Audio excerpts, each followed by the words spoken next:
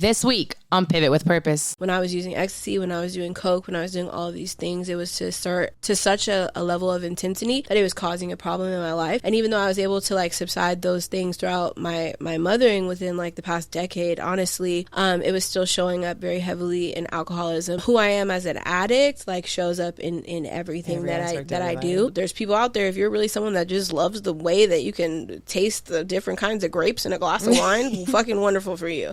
Because I was trying to get smacked.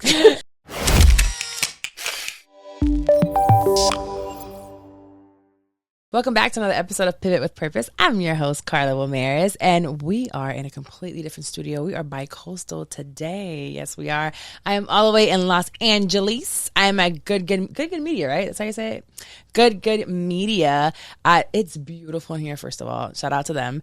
I decided to do a little bi-coastal recording, and I could not come to LA and not record with Jessica. Hey. Y'all know Jessica Rose. It's so crazy because it's, again, someone else who I talk to all the time on social media, and it's like, you've never met her? No, I haven't. But it doesn't feel like it. Right. So this is now a thing for me the past couple of years. I think before the pandemic, 2018 when I started in the space, it's like, all right, I don't meet people in person, but when I do, it doesn't feel like it because I communicate with them so often. Right. But before we get started, I wanted to shout out an Apple Podcast review. I tell you all the time how important it is for you to leave a podcast review for the podcast, or any podcast that you listen to, for that matter, if you really, really like fuck with them and you want to make sure that their show keeps growing. And this one was so sweet. So it's from King Nay. She says, "Where has she been all my life?" Baby, I've been right here waiting for you. Says, "Hello, my name is Nay, and I've been listening to this podcast for the last 9 months, and like my title says, where has Carla been my whole life? Listening to her podcast has made me realize that no matter how alone I feel in this world, Carla has been there, done that, and pivoted with purpose." I did. This is my weekly podcast that I make sure I have my wine and son put to bed so there are no interruptions. From therapy, spirituality to real life shenanigans and her guests. Oh man, if you aren't listening, you need to get with the program. Carla, please don't stop being real. We need it. How sweet was that? That was very kind. So sweet. I really try to be as transparent in myself as possible. I actually don't think I can be anything else, even if I tried, because I can't keep it up. Yeah. I'm a really bad liar. So, Nay, thank you so much. Please send me a DM if you're on social media, so I can know who you are and kind of like put a face to your name. I actually started something new on social, Instagram specifically. I started doing the subscriptions. Okay. So those subscriptions came out, and I didn't know how to utilize them, but I remember having Patreon, and my Patreon community was so dope. I used to call them we were like my circle, and we were always do pajama parties. So I was like, okay, I utilize my close friends quite often. Right. So I said, let's do subscriptions, and then I'll do the close friends, and we can definitely connect there. And I think you can do like lives with just close friends. Oh, I didn't know you could do live stream. I believe That's so. Cool. So I think that I'm going to connect more, and then when people become subscribers, this is if you actually, if you really fuck with me or whatever, go over there. I do post quite often on my close friends, and y'all know I got lawsuits and baby daddies that be hating and family members that be hating. So I got to put some stuff behind the scenes. So go ahead and meet me over there in the subscribers on Instagram, and we can hang out a little bit more. But I brought Jessica on here because, boy, you are so unique. Thanks. You really are. No, but in a good way, because I get told all the time, like, you're so different. And it's like, well, I am, but it's because I'm me, and I love your transparency. So I don't even remember when or where I found you on social. Like, don't remember. It's been forever. But I connected with you on a few things. We're both moms. Facts. We both have had baby daddy issues. Mm-hmm. We both, listen, every single one of my employees that I work with and people that I'm friends with, if we're not fucked up somehow mentally, we can't be friends. And you can't be too sane with me, because then you're going to be like, wow, something's really wrong with her. And I need you to just know that it's okay. If we can't laugh at a funeral together, then...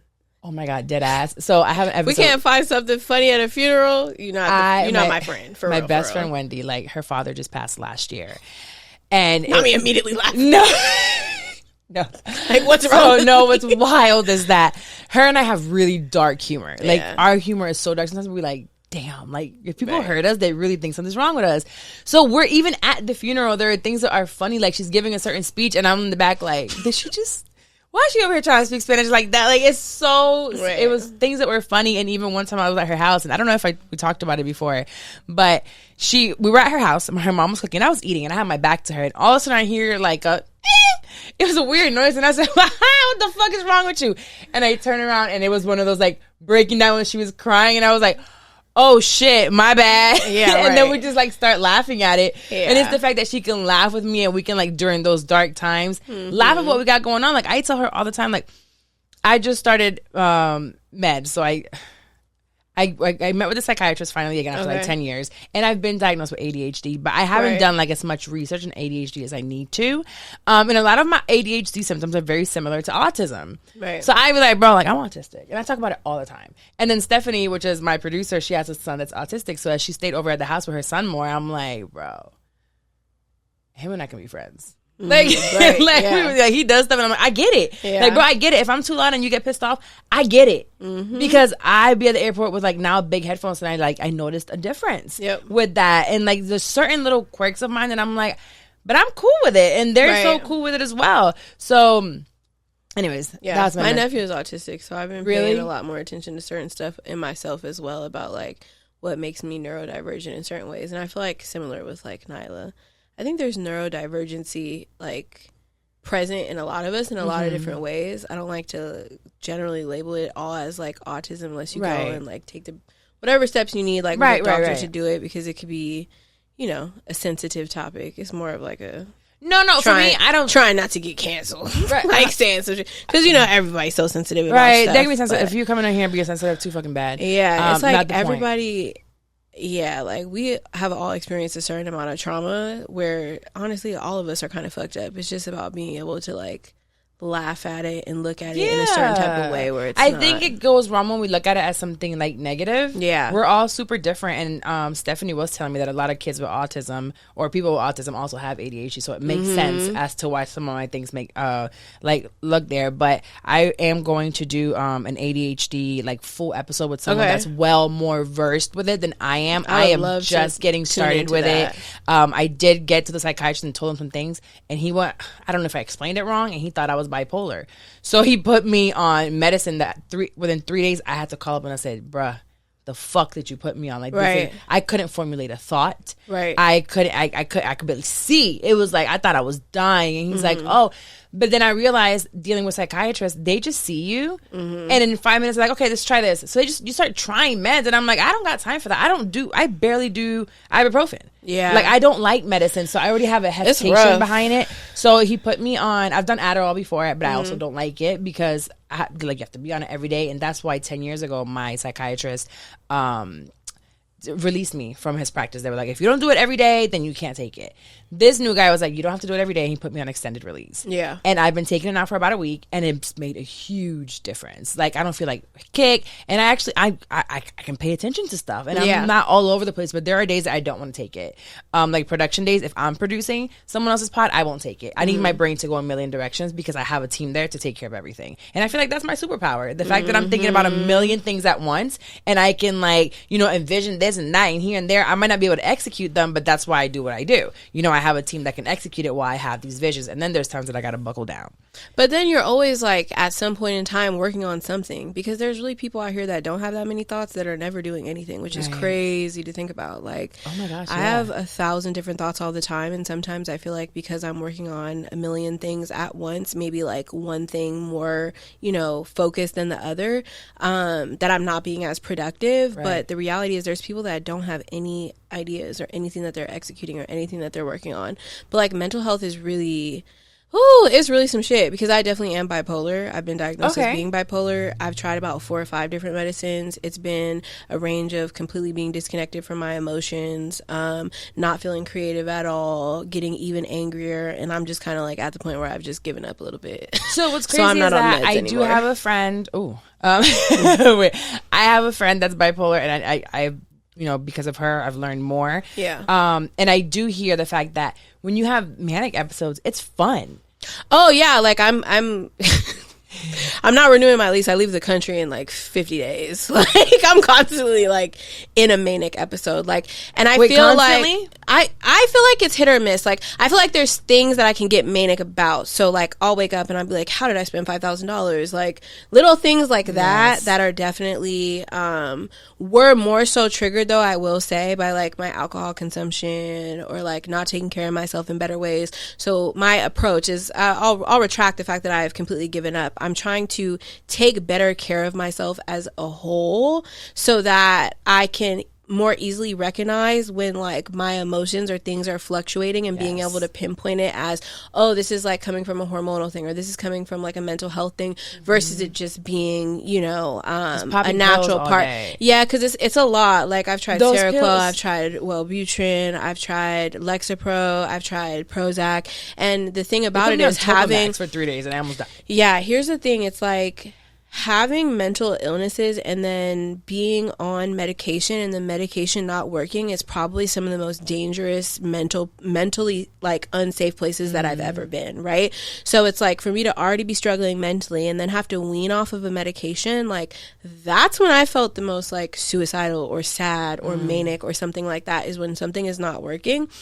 And it's really hard on your body. And the way that they have you do it is, it's not just like a couple of days thing. Like, they tell you to try. 4 weeks. They tell you to try the medication for 3 or 4 weeks at a time. And then they tell you to wean off of it for 3 or 4 weeks at a time. And you just feel like a fucking psycho. Yeah, that's a lot. So I've been, you know, talking to my therapist a little bit more about whether or not I want to, like, go back down that road at some point in time. But right now I feel like I have a pretty good hold on it as much as I can. I don't feel like a danger to myself or a danger to other people. I feel like when, especially for me, when I'm in therapy, when I'm working out, when I'm eating healthier, like, everything changes, right? And I know that I'm like, all right now I'm in this mode of, like, work, and I haven't been working out, you know, so I have been eating better and trying to do this, but I'm like, medication alone is not going to do it. No. So I feel like I was so frustrated at one point. I'm like, medicine is it. I got to get on medication. But it was just more frustration with myself. And I was going through a lot. I've been going through a lot. I get hit with things left and motherfucking right. Like,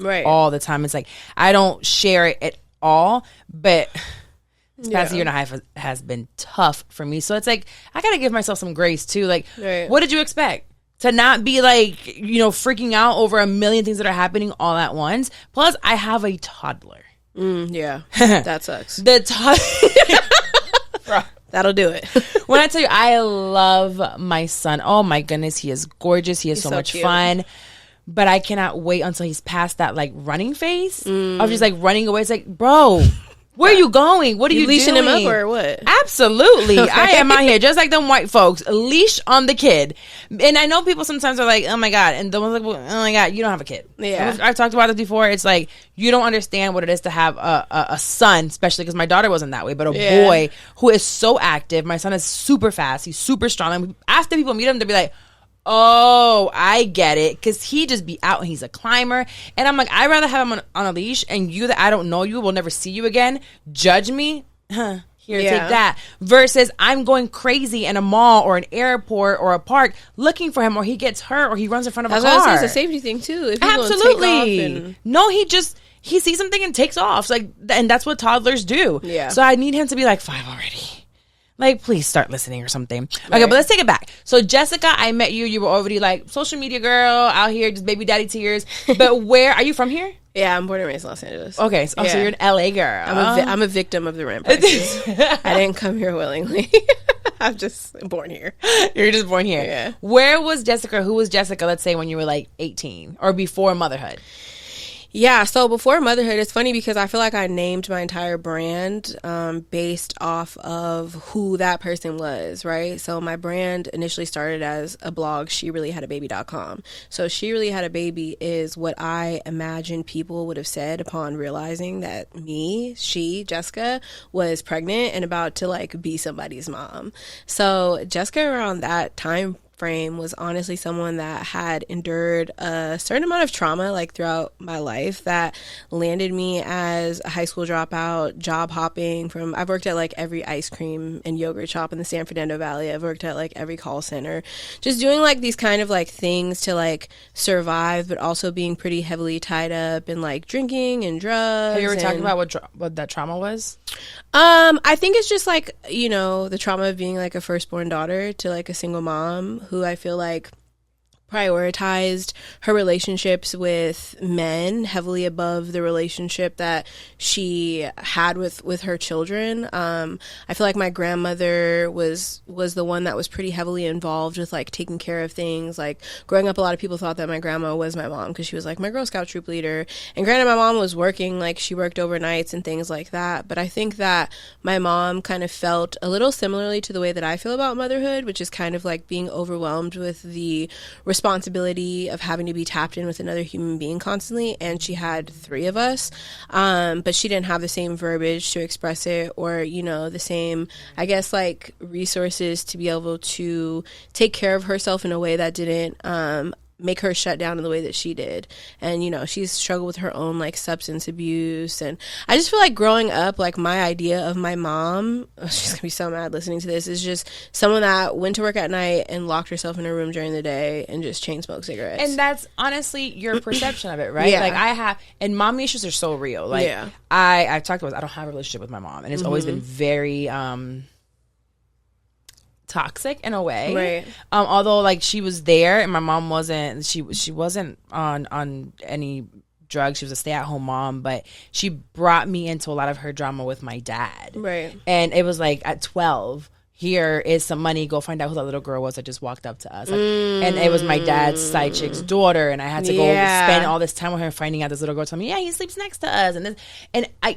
Then growing up more, though, he's cheating with this person. Go talk to him. Go tell him this. Let's go fight this person. Let's go fight this woman. Like all that through from 12 till honestly till he passed away, because he really passed away with one of his side chicks. Yeah. So it was all this stuff, and it's like I always wanted to please her, but it just I never felt the love there. It was like it was only good if I was doing something for her. Yeah. Outside of that, it was a lot of verbal negative things. I never felt seen, and I think a lot of it has to do with I was a kid and now as an adult, I know if they would have just taken me to, and they would just told her she has ADHD, or if they knew what that was, probably wouldn't have been a thing. 100%. Because the same thing I look at that with my dad. I used to get his ass whooped. My grandma used to tell me, and I'm like, I think he was just like all over the place. You know what it sounds like in different ways that is similar is what ends up happening to us with our relationships with our mothers is it sounds like they put a lot more responsibility on our plates that they should have at a certain type of age. Like for me also, I had 2 younger brothers, and I just felt like I was in much more of a motherly role than I should have been earlier on. And because of that, I just grew like this like resentment from my mom, the way I feel like she put energy into certain things outside of her children at certain times. And so that led me to basically when I was 17 years old, I found my dad on MySpace, and he lived in upstate New York, and long story short, he flew me out to Utica, New York, to live and stay with him and my 5 brothers and sisters that he had. And I very quickly, within a month span, realized that he, wasn't all that amazing of a person. Ended up in a domestic dispute with him, put in a homeless shelter in New York, sold all my stuff, flew back to Los Angeles, and then at that point in time, I started doing drugs, lost my virginity. The second person I ever slept with was a pimp, and then I fucking, just continued to navigate in a place of like drug usage and trauma, and trying to figure out like what it meant to like value myself, and putting a lot of that into men, and specifically into like being sexual with them in a way that was really degrading to myself and was never prioritizing my own pleasure. So then when things kind of like evened out a little bit, and I was like working at like this senior citizens home instead of just like a random call center, I got into, this on again, off again relationship, still a very unbalanced and unequal like dynamic with a man.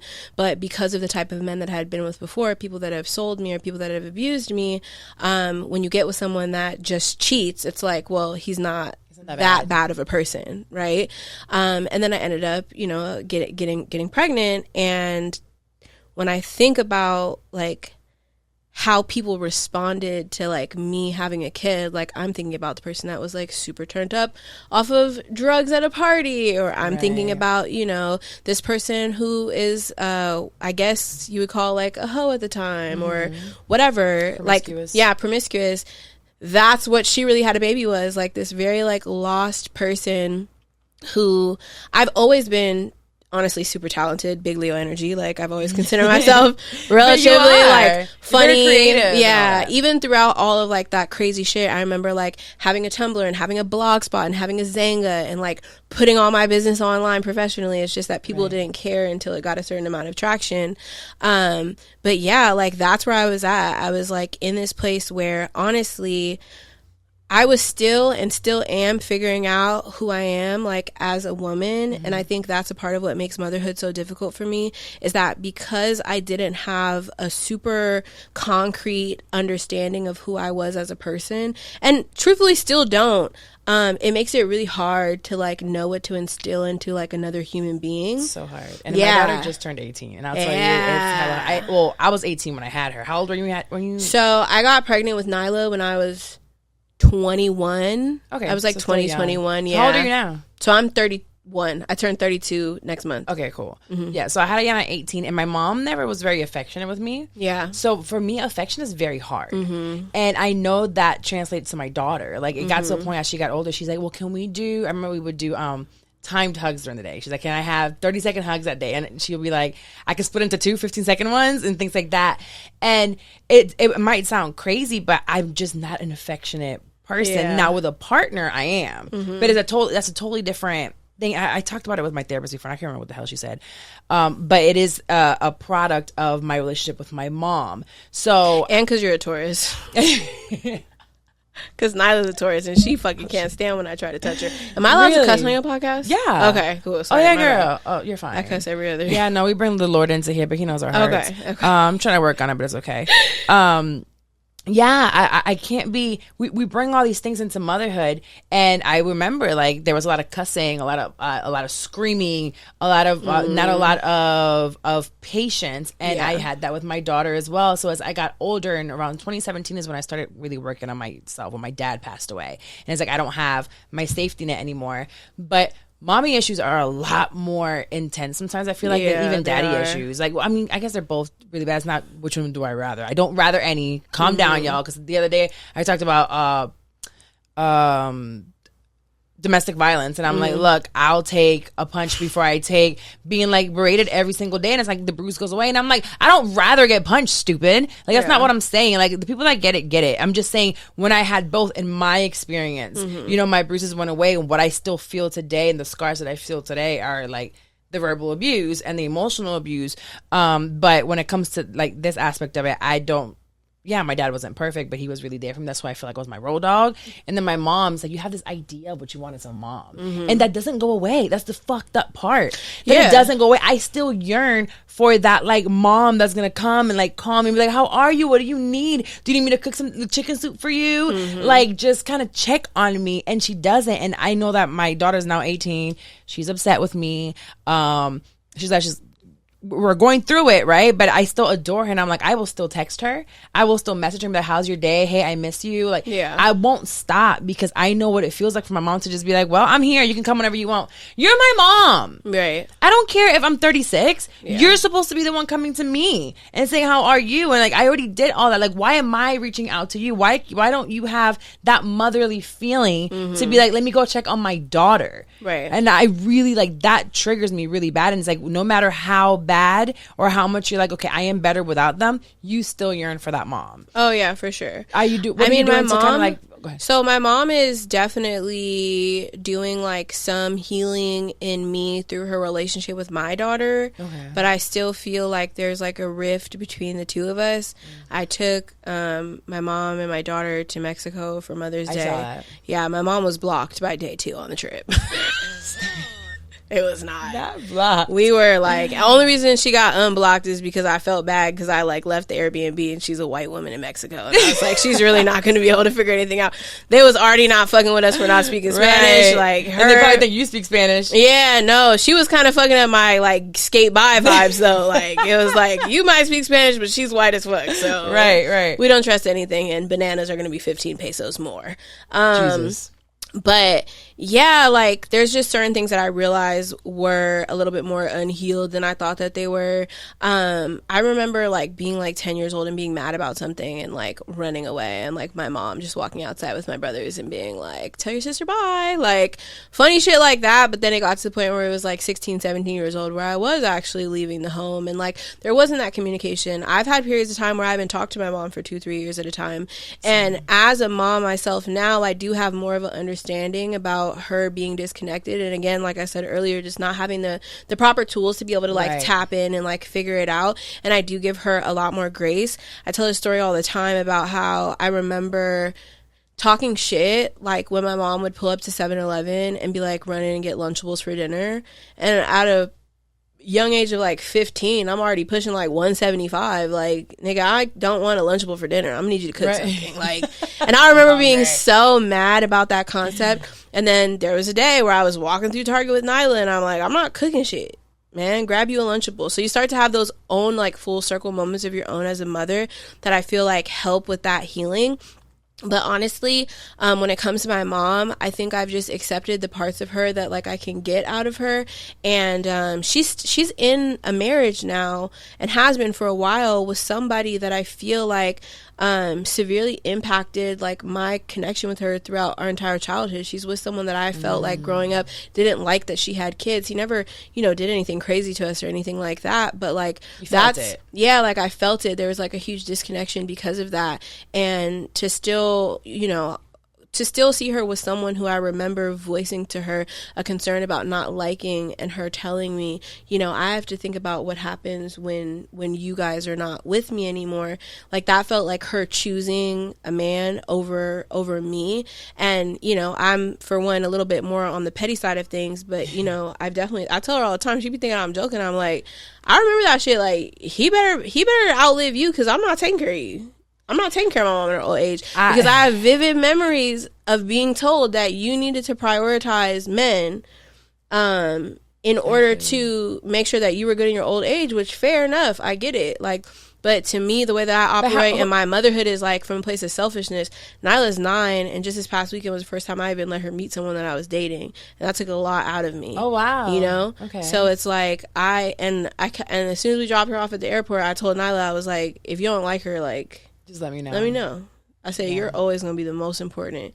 And so that's how I heal it. I heal it through my own mothering. Same. And it's so nice that you're able to get, and amazing that you're able to see that now when she's only 9. Yeah. Unfortunately for me, I was so young when I had her, right? So her and I were trying to figure out life together, girl. Right. Let's go. We're trying to have a good time. I believe I raised her. I did the best that I could. Right. And now I can see the difference of, having a child at 18 versus 33 with my son, right? Mm-hmm. So I can definitely raise him in a completely different way. I wouldn't even say better or worse, because it's not better or worse, because you still gonna fuck something up, man. Like, both that's my the kids thing is, like, it's I gave him a fucked up daddy. I cannot hit my kid. I could pick her over everyone else, and my daughter is gonna turn 18 years old and look at my TikTok and be like, bitch, you've been talking shit about my dad since before I came out. Right. Like, we're all gonna have our things that we have to like navigate and work through. But like, my biggest thing is just, like, I say it as a joke, but it's like we're all fucking each other up, man. Like, there's really, it's just life. Adam and Eve did a thing back then, and they were like, I was like, oh no, we have to like deal with all this. But as long as we still try to do better constantly, right? Once you know better, self-awareness. do better. Yes. I think self-awareness is the biggest thing. Like, being able to like acknowledge when you fuck up, being able to apologize. Like, I still snap. Like, all times I'm like, Nyla, or like talk to her a certain type of way that I probably shouldn't have. But at the same time, like, I'm so self-aware of like what that feels like to experience. So when you do it, you're like, shit. Yeah. And being able to sit down and, say like, hey, like, I'm sorry for talking to you like that, because you don't deserve to be talked to like that. Not because you did this, or because I felt this, or because I'm sorry for talking to you like that, because you didn't deserve to be talked to like that. Like, just trying to like do things with our kids that let them know that, we're there for them no matter what, so that when we are doing something that doesn't feel good to them, that they can actually communicate that with us in a way that we can implement right then there on the spot. Right. Because a part of my shutting down throughout my childhood was constantly feeling like I'm expressing certain things and being told like it doesn't matter for whatever reason, because, you know, I'm the adult, or because this is the way it's supposed to be, or because you don't pay no bills, or because this, that, and the third. And it's I used to I'd be like, listen, yeah, you don't pay no bills around here. Right. She's like, I want to do this. I'm bored. You got food. You got a roof. You got toys outside. And I did go above and beyond. But at the same time, like, I didn't need to say all that. Right. But I remember being told that before. Yeah. You know, so I was just replicating what I saw, and I didn't even realize it of how, like, how sucky that is, right? Yeah. So maybe I didn't have to, as she got older, I'm like, nah, hold on now. You're in my house. Right. Yeah, you out of school. You got a job. You got what's up? Like, you can't just be here just hanging out. Nyla hit me real quick with, you know, I mean, you want me in these videos or not? She be like, bitch, I ain't paying bills. How about that? Yeah, no, it's rough, but I think that, you know, there's still the opportunity, regardless of the fact that your daughter's 18 now, like, you still get to, like, have experiences that are healing and growing. Absolutely, like, and I can't wait to continue to those that your you talked daughter about. may have a baby at one point in time. That's a whole nother time and place for you to be able to show up in a way that you never did. Right. I'm telling you, like, a part of my healing with my mom. Jesus. Listen, a part of my healing with my mom is the way she shows up for my kid. Like, my mom is my routine break. Like, my mom does more shifts than my baby daddy. Like, wow. Do you know what I mean? Like, she's tapped in that way. My daughter is obsessed with my mom. You can't tell my daughter shit about her grandma. Right. You know what I mean? No, and even now, like, my daughter is with my mom, and I don't speak. I don't have any communication with her. And although I might not like her, how she is and what my family, you know, represents and how they move, at the end of the day, I know she's safe. I know she has a home. I know they love her in their own certain way. So she's not in the streets. When I told her, I was like, you got pack, disrespect is not going to work in my house, and she goes to my mom's house, it's like, I don't have communication there, but I also know that you're not in harm's way. Right. You know? So that just, I don't have to bring hate. Like, there's no hate there. There's hurt, but there's no hate. So it just, again, it puts me in a position where it's like, why can't you just be there for me? Now, sober living, you did mention that. How has that affected your parenting? Like, how hard is it? I think you posted how many days now? Yeah, so I'm 6 months sober. I think I'm like somewhere in like the 190 something. Okay, like as far as like days I've been checking it. And that's sober from everything? Well, yeah. Okay. Because I don't smoke. Like, I think in the beginning, like the first like month or two, I was trying to like toy around with like weed. So I had like a weed pen and gummies, but honestly, I be tripping when I be smoking.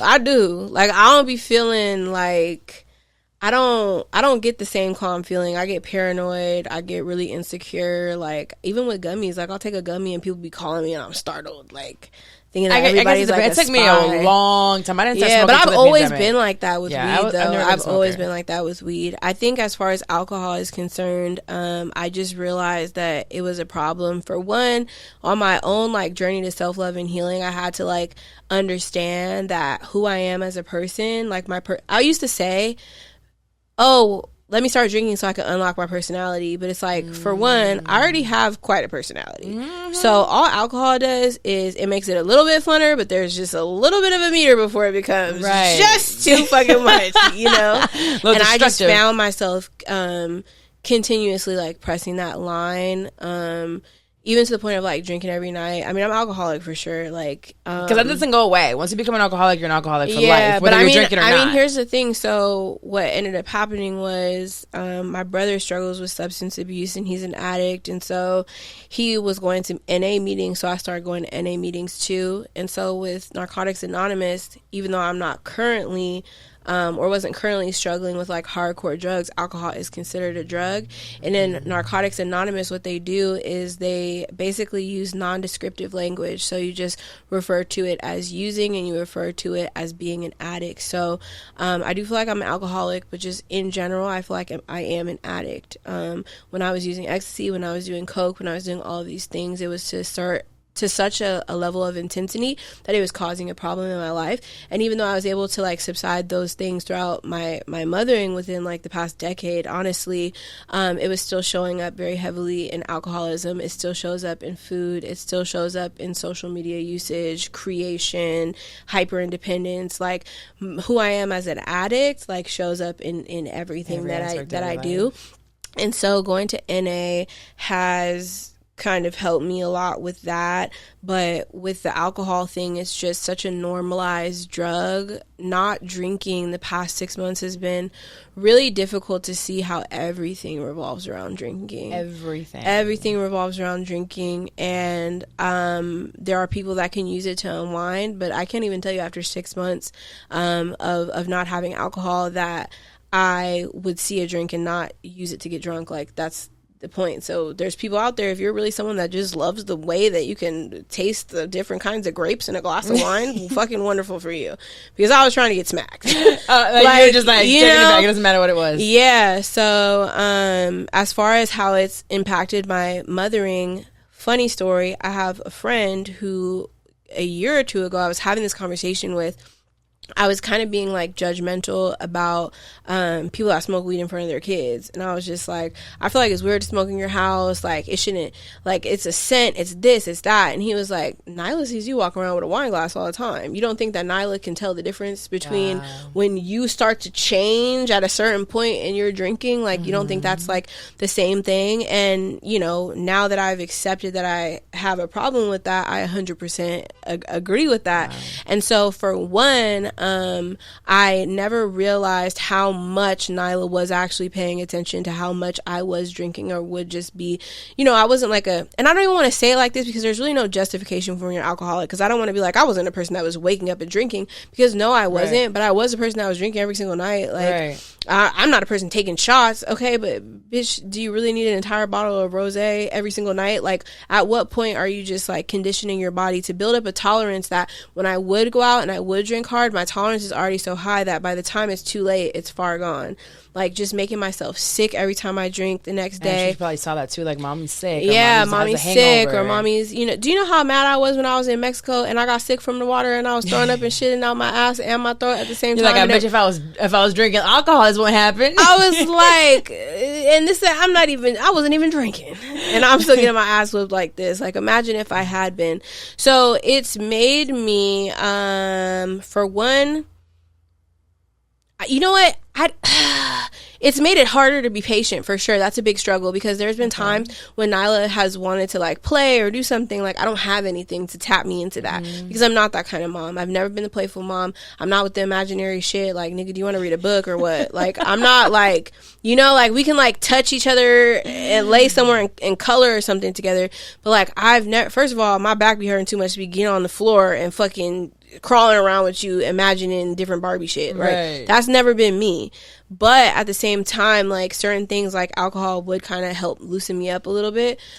So that's been a little bit more difficult, but I do feel like I have more clarity and I'm able to be more responsive to her, the things that she needs. I'm not overlooking certain things. Like, we're on more of a routine because mommy just doesn't not give a fuck after 7 now, you know, and whatever happens, happens, and we wake up and deal with it the next day.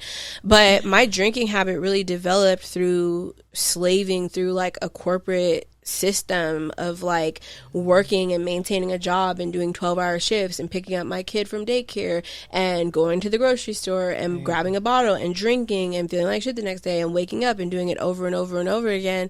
And then I've been in this place with like entrepreneurship for the past couple of years where I've noticed that I've been keeping a lot of the same like poor habits that I would make excuses for when I was on somebody else's time that I'm still just doing out of habit. It's so much easier to do it in entrepreneurship. Yeah, it's way easier to do it. Much easier to just be like, it's okay, 100%. I'll do it later or whatever. You have to be so much more disciplined. And without alcohol, I will tell you that I've made the past 6 months have probably been the most profitable that I've ever been in my own like brand and business. I feel like I have a much more clear idea about why I'm doing what I'm doing and being intentional about how I'm showing up. That comes also as a big full circle though, because you did say, although you might make a lot of money, if there's no discipline on the other side, that money will go just like, it is ridiculous how fast money can go. Yeah. Like, it's one thing that I am grateful that for my father, like, I come from an entrepreneur that, you know, I've always seen businesses and I was born in this lifestyle. But at the same time, it's like, I am very frugal. Yeah. I am so frugal and I'm so careful because I know how fast money can go. Money can come so fast. Honestly, I'd be embarrassed because here's the thing, like, I don't own a single designer thing. Like, I'm such a basic bitch. Like, I really just even got to the point where I had a car note. Like, I was driving around with, like, tape on my car. Like, I was pulling up to events that I was being invited to, like, fucking Valet and a Toyota Corolla with blue tape on it. Like, I've never been into, like, subscribing to, like, this, like, flashy narrative of things. So that's why it's even more embarrassing how much I spend money, because it's like, bitch. What do you spend it on? Bitch, eating out. Okay. Like, but I'm not even talking about expensive. I'm not just talking about in and out. Like, I'd be like, bitch, you really just be going to have $200-$300 dinners. You just be doing whatever the fuck you want to do, you know? Little stuff like that. Also, I'm really, really, really big on convenience. So I'm bougie in different ways. Like I said, don't own a single designer, fucking nothing with clothes, but bitch, don't wash your clothes for shit. Somebody else gonna fold these drawers. Like little things like that. Those are all things that I believe everyone should have a housekeeper, and nobody should wash their own clothes, because that is just, unless there are some people out there, I will say, that do enjoy. I can't relate, but like they find it therapeutic to clean their house or the bathrooms and wash their clothes. That's not me. While I have someone at the house cleaning and folding my clothes, I'm in my office working, making 10 times what I just paid them, right? Yeah. And that's how I view it. But at the same time, discipline comes everywhere, which is something that I have been really working hard in the past, I would say maybe like 5 years, is discipline in everything. Discipline in eating, discipline in money, discipline in my emotions. Like, ever since I started therapy, I have to have discipline in everything, because I can have a surplus of something, but then I can get rid of it so fast. So I'm doing really good in business, but if I don't have the discipline to work out or be patient or to watch what I'm spending money on, it doesn't matter how much money I'm making in my business. Yeah. Or if I'm not taking the time to really look at what I'm doing and, you know, hire the right people or spend the right amount of money in certain things or investing right back in myself, that money's not going to flourish anymore. Yeah. So the way you do one thing is the way that you do all things. Everything. Yeah. And that doesn't mean you're going to be perfect. Oh my God. There are days that I just don't want to do it. And I don't. But I've set my life up to give myself like some leeway. Yeah. So kind of like, okay, this day I'm not going to do anything, or I can take 5 days off here, or I can do this. And I keep picking up. I got a job. It's about to be a year now. I was like, why did I get this job? Well, because the job helps with my business or whatever. Like, there's all these different strategies that I have for life. But my biggest thing is like, you need to be disciplined. And discipline is something really hard for someone with ADHD. For sure. But then also, I feel like in entrepreneurship, you touch money in ways that like people aren't used to touching money, and that kind of justifies your crazy sometimes. Like, bitch, there's days I wake up and I got a $20,000 email. Right. So yeah, if I'm being impulsive with something, in my head I'm like, well, all you need is one little good sale. But who knows when that's gonna come? Right, 100%.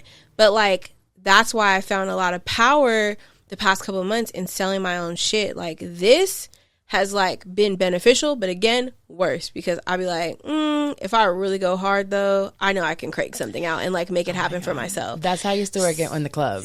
So the club is all this cash, right? And I was a VIP waitress, and I would make $1,000 a night. It was not a problem. I would work 5 nights a week.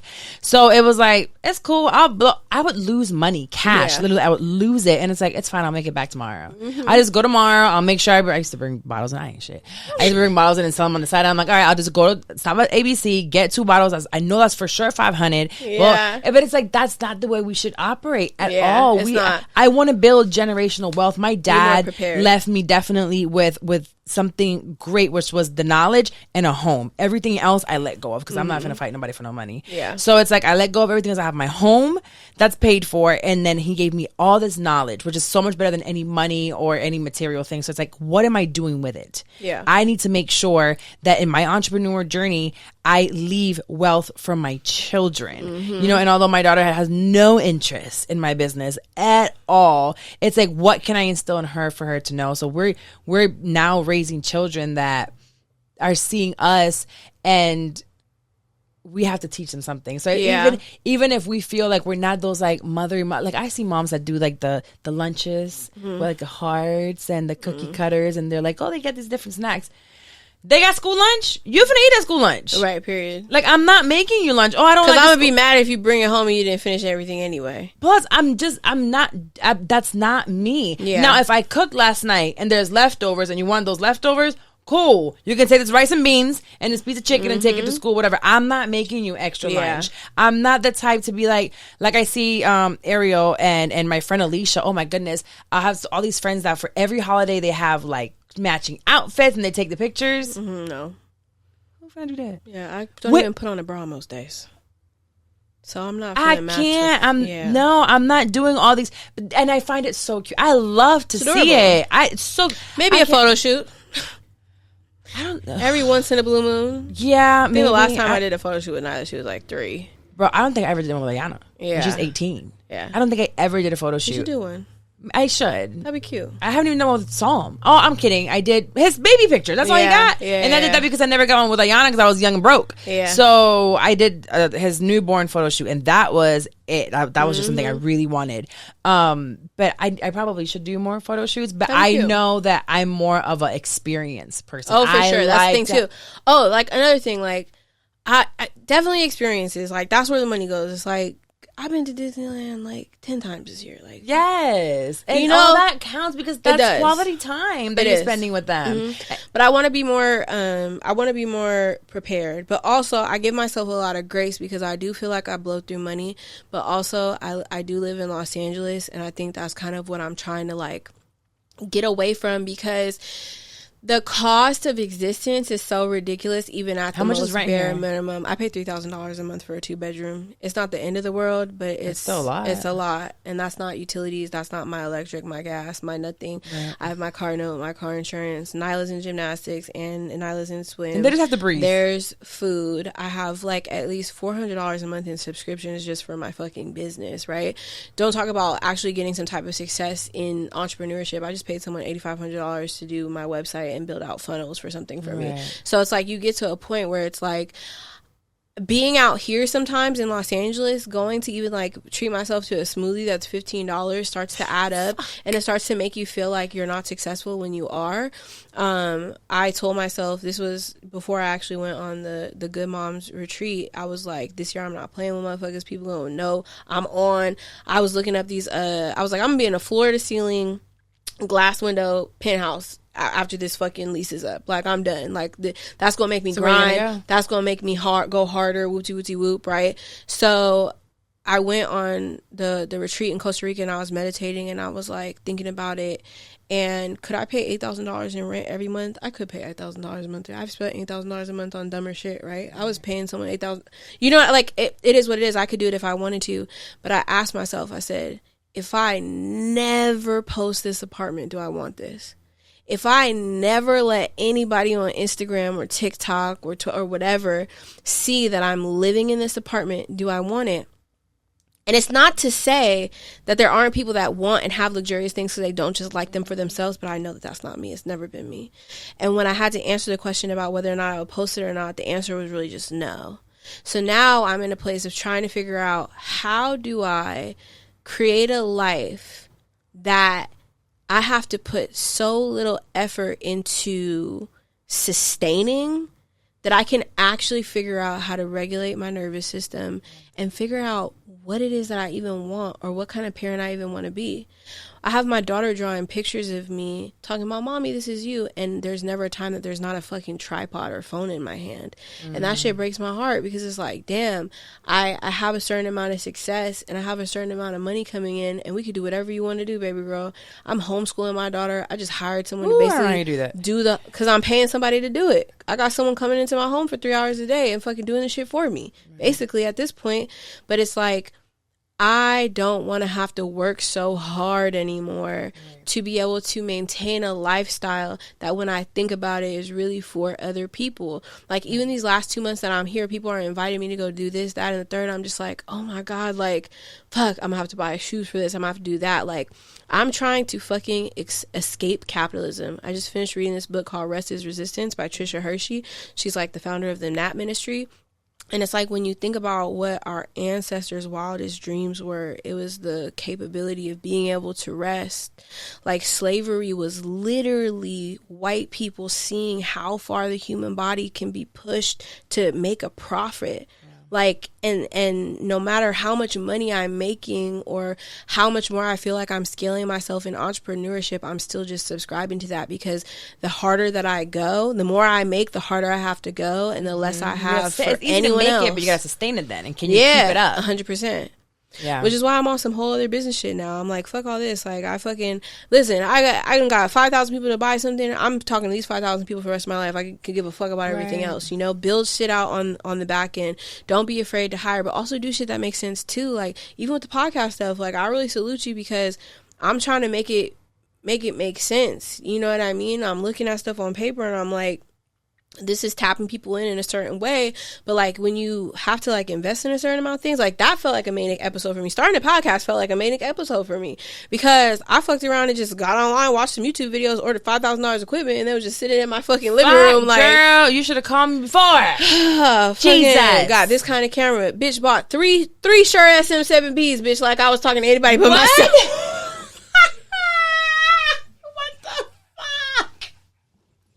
Who did you have at the house? Bitch, when I tell you... So you were starting a studio? In the corner of my house. Turn 3, not 1. And then told my daughter, baby, we ain't not going to be able to eat dinner here no more. I'm turning into a podcast studio. This little ass corner. Only one chair fit. Orlando came. But 3 mics. 3 mics. Just in case. Did you return some of them? I just finally sold one of them because I'm selling all the stuff now because I'm leaving the country and selling everything. But are you going to bring some of that stuff with you? I got these... I got lights like this in my living room right now. Jessica. Yes. Jessica. Orlando was out there damn near pissing himself because it's like, what the... Okay, that was a manic episode. It was for sure. That was definitely a manic episode. But then it's like, I see, the way that certain members of my audience are like excited. Like I'm like, okay, cool. I got a solid, I might have X amount of followers, but cool. Okay. I got 10, 15, 20,000 people that are really like getting tapped into me with a different way. I'm trying to figure out the stream of Patreon. I'm like trying to find like patience with certain stuff, and it's like, yeah, the thing with, it's a lot. Podcasting, it takes a lot of strategy. It definitely takes a team to do it on your own. I mean, I did it on my own for 2.5 years until May came in the picture. Yeah. So that was back in 2019, 2020. And was it 2019? I don't remember. When she came in the picture, and it was really hard for me to let go. But now it's like a team of 13 people, right? Yeah. But it takes time, and it takes strategy. Crazy. It takes strategy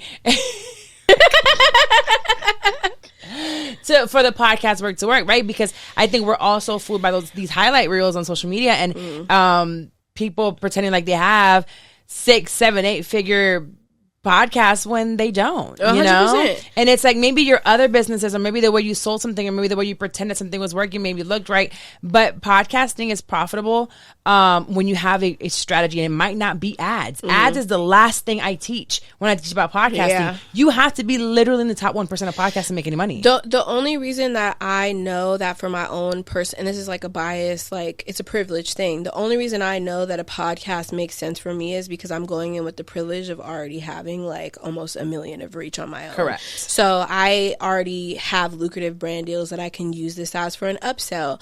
I am giving my existing audience an opportunity to trust me in a different way to buy things that I'm selling outside of the podcast. Right. Like I am aware of these things. I think I just need to take the pressure off of myself that it's supposed to look a certain way. Yes. Podcasting stresses me out personally because I am coming from a place of, I wasn't like a part of a group of like Instagram content creators that teamed up on skits for fucking 2 years and grew their following. I have literally grown my following. Neither did I. I want somebody put me on a thing. It's very hard. I'll be struggling. I'm like, oh.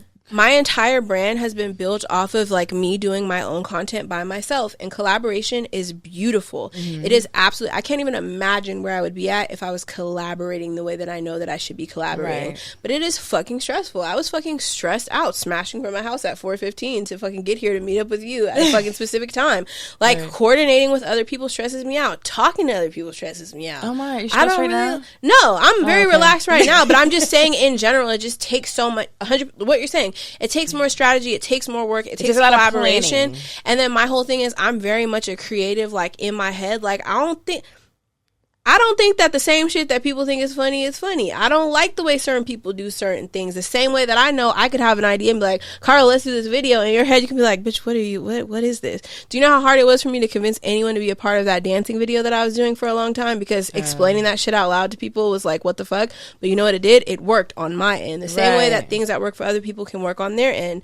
And it's just, it's beneficial, but it's stressful, which all comes down to like the aesthetic of it, right? It's like, yes, like I want this to a certain degree. Let's talk about the Reed. The Reed has 10 years in, has never had video, complete audio. They don't even show their face. They don't even mark it. And yes, they got in 10 years ago. Yeah. And yes, video is very important nowadays. But I tell everyone, this is beautiful. I am blessed to be able to do this. But this is not what I used to do. Literally, my interview with Charlotte in 2020 with May was a Zoom with a webcam. Yeah. Like, and it still did well. And it's I just decided that I'm going to finally do that. That was me. Because remember, I told you, I was like, you're not doing Zoom.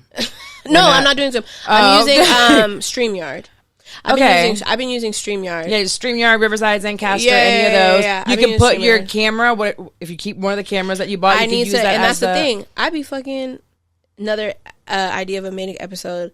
I've been seeing people stream on fucking TikTok and they use their Shure SM7Bs. Go to fucking decide I want to stream one weekend. Go to Guitar Center. $500 for the cord to fucking connect from the Shure SM7B to the phone. Live stream once since I bought it, right? That's the type of impulsive shit that I'd be doing, knowing damn well I've had lives on TikTok with 300-400 people in it where I've fucking done like $2,000 worth of sales on a fucking ebook with no mic. Your phone, with no mic. With your regular phone. So like I know that like it works without it, but you see all of these people, you see these people in your faces that have the setup, and the setup is beautiful. It's great, but also there's like this reality of people not understanding either people are spending a shit ton of money and not having it make sense, or people aren't even spending any money at all and they're just leveraging the fact that they have a following and using the setup for a certain type of way, which no knock to a hustle or anything about it. I would love to open up something like this. You know, it's all relative. It's because we're all looking out. All I keep hearing is we need to just work on focus on ourselves, focus on you and what you got going on, and that is where you will flourish, right? Yeah. It's like you're like, hey, I saw people do this. I had to get that cable. Yes. I saw people do this. I had to go get the cameras. I had to make my studio. I had to get that. I do not tell anyone to get it. I don't even own an SM7B. Yeah, I have this one now. I got two for sale, bitch. If you want one, the fuck. Comes with the cord. Got a case for it. Recently, I think not even a year ago, I bought the MV7s for the house. Yeah. And I remember looking at the videos of these ones and be like, nah, man, they said that these were the ones. I also use Samsung Q2Us. They're $69, and you can't. There's not one listener of yours that is not in audio that can tell you the difference between a Samsung Q2U and a SM7B. Yeah. One is $400, one is $69. Your listeners cannot tell. It's a trend. The Shure SM7B is literally a trend. It's exactly what the other shit was. You see people having it. But the other one was shitty. I got it because I saw people having it. I'm like, oh, this is the mic that everybody's using, and so you do it. If you're into podcasting, one, hit me up. Or want to get into podcasting, one, hit me up. My thing is, until you have something that proves that you can cover these expenses and the money, just like a business, you have to treat this like a business. Until the money starts coming in and you have a proof of concept, you need to make it look great with very minimal. So it's like from home with a camera, get a great webcam. It's like $100. This is $69. Your laptop using Riverside, which is like $20 a month. There's so many different ways to do it. Like even with when we launched Dating Unsettled with Joya Fodu, her very first video, and that the reel we made for her was used by Fenty. Rihanna, she won something, and it's like they featured it on Fenty, and that was done at home with her home mic. I said, bring a plant, put a little camera on there, turn a light on, and that's what it was. And we made it on Riverside, and that's how it was totally virtual. I was producing virtually. She lives out here in California somewhere else. California. LA is California to me.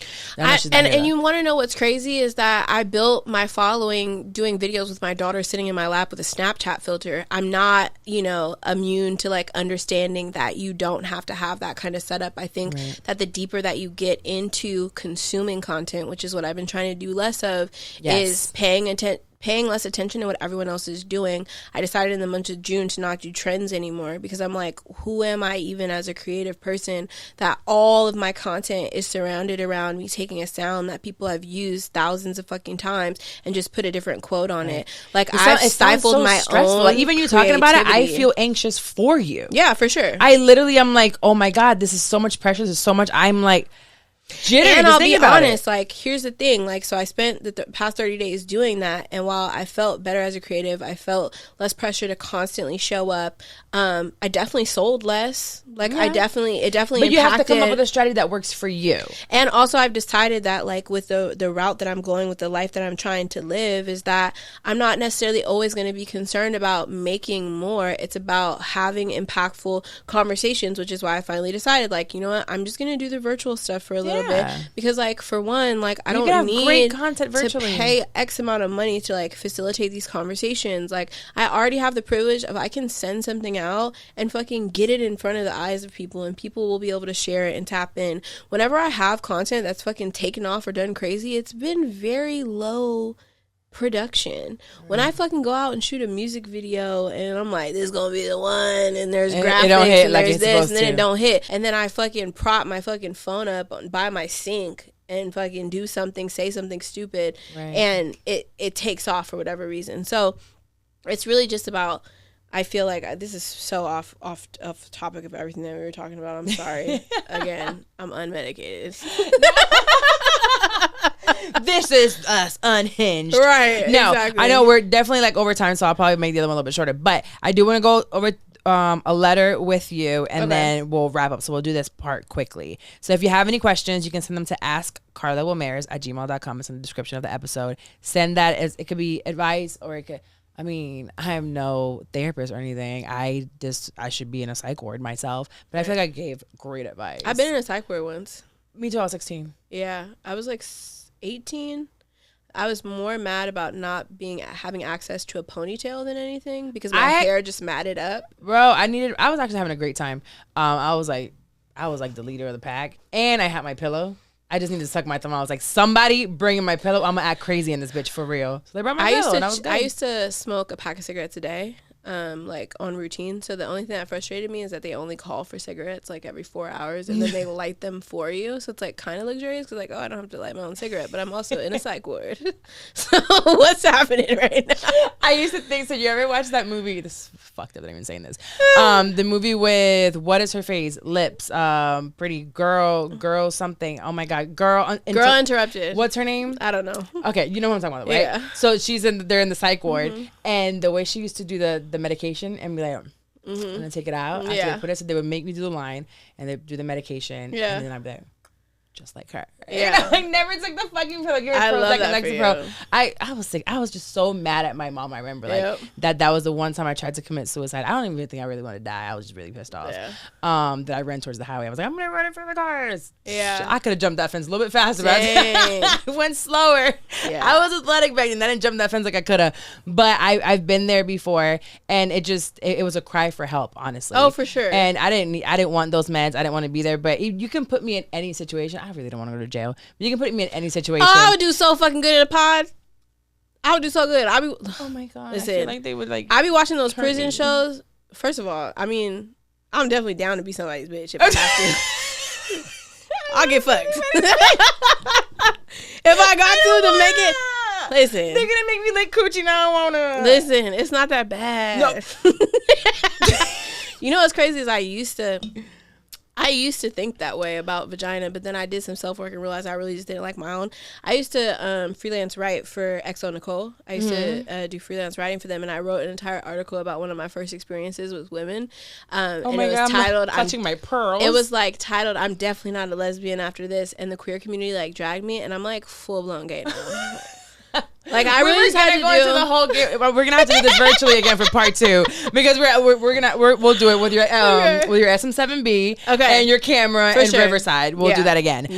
So we'll talk about your gayness and how that works, especially as being a mom. So this one says, "Hey Carla, I would love some advice about dealing with relationship/communication between my boyfriend and their baby mama." Oh, okay. Background, I'm 28 in a relationship with my 30-year-old partner, and that has a cooperative co-parent relationship with a 6-year-old and his ex-wife. I grew up in a blended family. My parents have a yours, mine, our situation, so I grew up having multiple co-parenting situations around me, but it was toxic.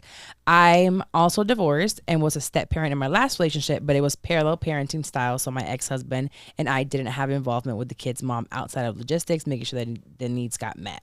It was very cold, business-like, so it was just like speaking to a coworker. I know part of my insecurity is this being a situation that is unfamiliar to me. I don't have a frame of reference for what is appropriate in the situation. Part of it is that my current partner has gone back to his ex-wife multiple times. I also know that boundaries are important, but I don't know what my boundaries should be or where to begin to figure out what a cooperative co-parent relationship. I don't know what that is. You stay over there. Yeah. I'm not sure how to navigate friendliness in a co-parenting relationship. I don't know what is and is not appropriate interaction between my current partner and his ex-wife. What is too much friendly cooperative behavior? What do you think is an appropriate amount of communication? And what would being a supportive partner look like while still having boundaries with a cooperative co-parent? This is a conversation you have to have with him. What are you comfortable with? Honestly, you probably should have asked this before. Y'all ain't married, right? No. Yeah, I don't think he said it was married. This is a conversation you need to have. As a 6-year-old, he's gone back a few times. What does that look like? Boundaries for sure. I'm so big on boundaries. I don't think that you get to police somebody's relationship with someone they have a child with. Yeah, you kind of have to see if you're comfortable with what they got going on. If you accept that someone has a kid, you either trust that they're not going to be fucking on this person or you don't. You trying to put up boundaries and policing whatever works for their existing There was a family that existed before you, and whatever works for them is working for them. Like, now, if your person is comfortable setting up certain things that you're voicing concerns about, sure, go ahead with that, but don't sound like that. You can have that conversation, but you can't like say, this is what my boundaries are. You have to change them. No. Or also, I think she's asking here, what is too much friendly maybe on her part with her. Whatever feels comfortable for you. Like, even in my ex, when I was in my last relationship, I remember speaking to her, and we still have a relationship today because of our boys. But it was very simple. Like, we talked about the son. She asked about mine at times. It wasn't a communication all the time of us hanging out, but we would definitely have it in a way where we're not talking all the time. But if we plan something, yes, we're communicating because we plan to do something, or let's do a pickup or whatever. Like, hi, how are you doing? How's it going? How's your job? Like, very like that. But I don't think we need to be besties either. I mean, I've seen some dynamics where they all like be kicking it. I've seen, and I don't it's mind whatever, that, it's but whatever it's how far we're works. taking it. Yeah, whatever works for you. You have to have this conversation yourself. Like, you I have can't to be tell you. You have to have a certain amount of security in yourself that I could tell you that I personally don't have. Does your partner not have kids? No. Oh, okay. No. But I'm just saying, like, I've dated like men in the past that like had kids, and it was like a weird thing. Yeah, well, I actually don't think I've dated someone with kids since having a kid, because I see on the back end how like messy it could be. Child, I have a whole brand talking shit about my baby daddy, and I still baby daddy tears cups, and I can pull up my baby daddy still flirting with me to this day. Stop. Niggas ain't shit. Is he married? No, he's not married, but I'm sure he's had a series of relationships throughout the entire time. Jesus. If I wanted to be my baby daddy, I could be my baby daddy. What's crazy is that I've never gone back. I was married to him, but I've never like with Ayana's dad. Never went back. Like, there's no desire there at all. Like, in any way, shape, or form. I definitely slipped and tripped and fell on a dick. Did you? Just a quick slip. What was the most recent time? Couple years. Okay. Yeah. I think my baby daddy was actually the last man that I was with. Really? And it's been like 3 years. Okay. Also, you gay now. Do you consider gay or bisexual? I consider myself pansexual because I've dated trans people as well. So I feel like I'm very open. Oh, you just take them all. Whoever it is. Yeah. Okay. I like it. Orlando's like, all right. Orlando knows all the tea. Orlando knows all my business. A trans man or a trans woman? Trans man. Okay, wow. Okay. Yep. Cool. Your anatomy doesn't directly correlate with your gender identity. But here's the thing. I just still be so curious. But I'm curious about everything. So it's like, why can't I? It's not like just about, I literally am curious about everything. I'd be nosy. Yeah. So it's like, I really sometimes want to know. I was like, oh, you said, how does that work? And then I remember doing research, and it was like, oh, the clitoris grows really big. And then I was like, does it? How big? Testosterone. So now I'm really curious about how. I've seen it pretty. Okay. I think it's just like, it's a way. There's people that are open about stuff, so you just have to like gauge that. Fine. I'll never ask someone. Like, right. I was like, someone I'll never ever ask. I really won't, because it's none of my fucking business. But that doesn't mean that I don't be thinking about it. Reddit. Just look through I do. No, I Google the shit out of it. Don't worry about it. I be images. Google what does it images. Then I need to go to Twitter because Google be like censoring stuff, so Twitter doesn't censor anything. Yeah. So then I look it up on. But to be clear, I am still attracted to men. I just haven't. So you're attracted to anything, everything. Black, it don't matter who you are. Black and breathing are the requirements. Oh, okay, so they have to be black for sure. Okay, so black, trans. I'm already half. What about a trans woman? We can't. A trans woman? I would be open to talk. One? I haven't been with a trans woman. I've seen porn videos, and that it's quite a view. Yeah. To see both, and they be like, it's literally like half up, whole woman, half body. I'd be like, wow, that is wow. 2 in 1 for sure. Yeah. All right, Lord. Listen, I'm coming here to close out the episode. Are we still ending with the Bible verse? We are, because we are definitely ending with a Bible verse. Did we help this woman at all? I think so. You better figure it out, girl. You gotta talk to your man. You have to have communication. I know she gotta talk to her man. And definitely, you have to see how comfortable you are before you even have kids with this man or decide to get married. Yeah. Oh my God! Please do not get married and do not have a baby unless you are 110% comfortable with whatever relationship they have going on and co-parenting. Because that's the first thing. People are like, I'll just have my own baby so then we can be over. No, that's not the way it works. And usually, the oldest baby takes precedence, and I'll just. Yeah. You know what I mean? So please, I think that's helpful. Okay. Yep. So like I said, I always close out because I feel like a lot of people come here for sometimes the mess. They stay for a message. And I know you said you were in a cult. Yeah.